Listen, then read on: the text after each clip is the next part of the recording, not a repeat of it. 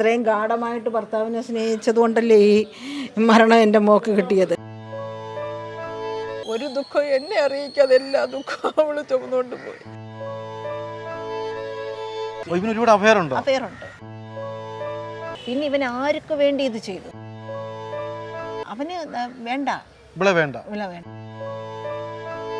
എന്താണ് ഈ ഫോട്ടോ ഒക്കെ നിങ്ങൾ ഇപ്പോഴല്ലേ കാണുന്നത്? നമ്മളിപ്പോ അവള് ഇതാണ് സൂയിസൈഡ് നോട്ട് ഇട്ട സമയത്ത് നമ്മളിത് കാണുന്നത്.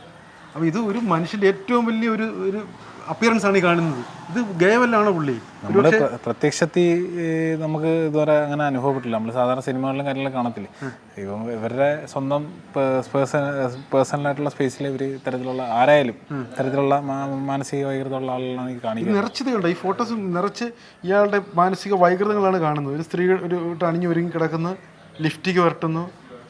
ഇത്രയും എഡ്യൂക്കേറ്റഡ് ആയിട്ടുള്ള ഒരാൾ ഇത് ചെയ്യണമെങ്കിൽ അതൊക്കെ ഒരു കാരണമായിരിക്കും അല്ലേ? അല്ലേ അമ്മയ്ക്ക് ഒരു പക്ഷേ ഈ പുള്ളിക്കാരനെ കുറച്ചുകൂടി വ്യക്തമായിട്ട് അറിയായിരിക്കും അല്ലേ? ഈ രൂപം കാണുമ്പോൾ അമ്മയ്ക്ക് എന്താ വിചാരിക്കുന്നത്? ഇതൊരു സ്ത്രൈണതയൊക്കെ ഉള്ള ആളല്ലേ?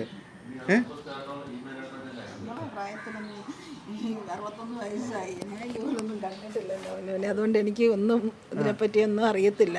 ഇത് മോളോട് ചോദിച്ചത് എന്തിനാ ഇങ്ങനെ ഫോട്ടോ ഒക്കെ ചോദിച്ചത്? ഞാനും ഫേസ്ബുക്ക് വഴിയല്ലേ അറിയുന്നത്. മരിച്ചശേഷമാണ് സംഭവം ഇപ്പൊ അറിയുന്നത്. അപ്പൊ ഒരിക്കൽ പോലും ഇങ്ങനെയുള്ള സംഭാഷണം നടന്നിട്ടില്ല. ഒരുപക്ഷെ ഇത് അറിയത്തില്ല. അല്ല, മകള് മനഃപൂർവ്വം മറച്ചു വെച്ചതും ആയിരിക്കാം. അതായിരിക്കുമല്ലോ അവള്. അതും പ്രത്യേകിച്ച് എൻ്റെ മോളെ പോലുള്ള ഇത്രയും ഗാഢമായിട്ട് ഭർത്താവിനെ സ്നേഹിച്ചത് കൊണ്ടല്ലേ ഈ മരണം എൻ്റെ മോക്ക് കിട്ടിയത്. അവളിത് ഞങ്ങളോട് പറയുമെന്നു ഒരു നിമിഷം ഈ ഒരു ഫോട്ടോ ഞാൻ കണ്ടിരുന്നെങ്കിൽ അന്ന് ഞാൻ പോയി കൊണ്ടുവരുമായിരുന്നു എൻ്റെ മോളെ. എന്നിട്ട് ഇവനെ എങ്ങനെ നമുക്ക് അറിയേണ്ടത്? ഇവനെങ്ങനെ കിട്ടിയത്? 3 വർഷം മോള് ഗൾഫിൽ ജോലി ചെയ്ത് വന്നപ്പം ഞങ്ങൾ പറഞ്ഞു ഇനി കല്യാണം ആലോചിക്കാന്ന് പറഞ്ഞ് മാട്രിമോണിയെ കൊടുത്ത് മാട്രിമോണിയിൽ അങ്ങനെയാണ് ആ കാലം കയറി വരുന്നത്. വന്ന് ആദ്യമേ അത് ഇച്ചിരി നമുക്ക് 2 കൂട്ടർക്കും അത്ര പൊരുത്തമില്ലാഞ്ഞത് അത് വേണ്ടെന്ന് വെച്ചതാണ്. പിന്നെ ഈ മോള് ഇതെല്ലാം കഴിഞ്ഞ് പോയപ്പോൾ അവിടെ ചെന്നിട്ട് ഇവൻ്റെ അമ്മേരിക്ക പറഞ്ഞ് എനിക്ക് കുട്ടിയെ മതിയെന്ന് പറഞ്ഞ് അങ്ങനെ അവർ നമ്മളെ വിളിച്ചിട്ട് പറഞ്ഞ് നമുക്കിത് മുന്നോട്ട് കൊണ്ടുപോകാം. എന്താ ശരി എന്നാൽ പിന്നെ പോട്ടെ. അവളും വിചാരിച്ചത് നാട്ടിലൊരു അവളെന്തായാലും ഗൾഫിലാണ് ജോലി. അപ്പം ഗൾഫിൽ ജോലിയുള്ള ഒരാൾ തന്നെ വേണമെന്നായിരുന്നു അവൾക്കും. അപ്പോൾ ഇത് നോക്കിയപ്പം അവർ പറഞ്ഞ് ഞങ്ങൾ ഇച്ചിരി 2 ആളുകളാണ്.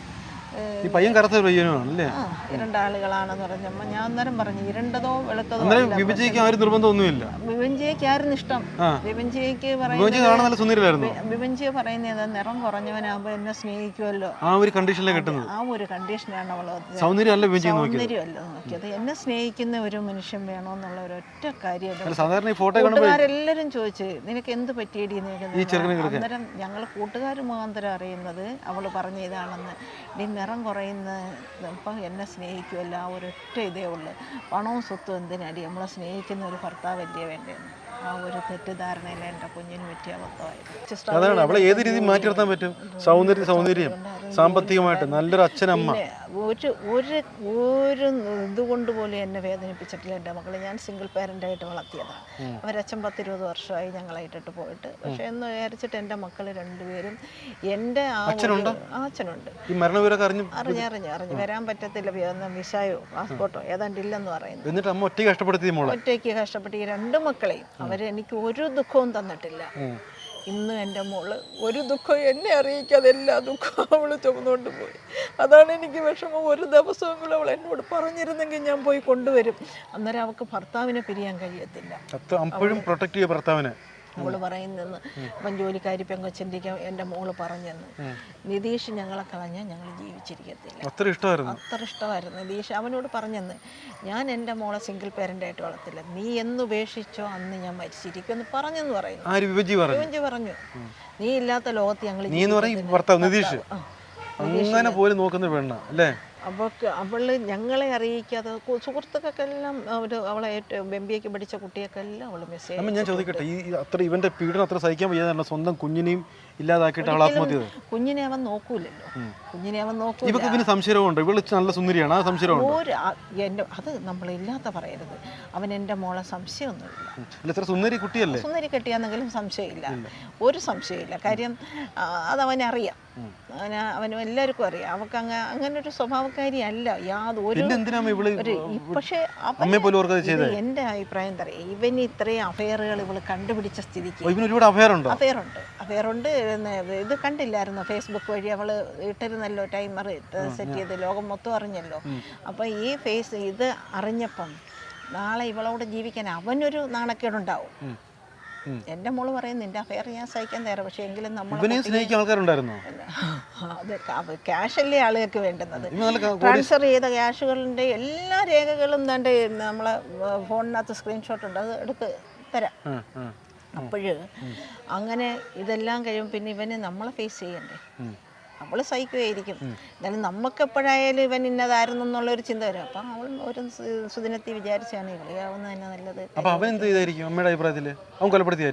അപ്പം എന്താ കൊലപ്പെടുത്തിയതാണെന്ന് നമുക്ക് പറയാനൊക്കത്തില്ല. കാര്യം എന്ന് പറയുന്നത് അവൾ ഇതെല്ലാം എഴുതി വെച്ചിരിക്കുന്നു.